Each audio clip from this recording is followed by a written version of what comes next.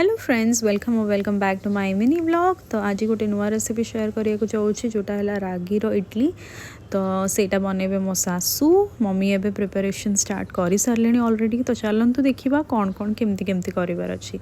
तो फर्स्ट आम नहीं जावा रागी देखु केतिक अमाउंट ट्रैकिंग निहाई तापर नहीं जावा से सुजी मिसेदबा तापर आम मिसेबा दही से एंड तापर आम मिसेबा लुण। तो यही चार्टा जाक मिसेक भलसे गोटे बैटर तैयारी करवा पूरा मोटा थिक बैटर है जाए आम एमती रेडी करवा पूरा इडली भाया बैटर सेम प्रोसेस जमी इडली करती सेमती आम बसईदबा। चलो देखिए केमती हमारी सॉफ्ट टेस्टी रहेगी। कोई चटनी दो वैरायटी वो दिखाई देखिए ये सॉफ्ट है जी ragi idli good for health.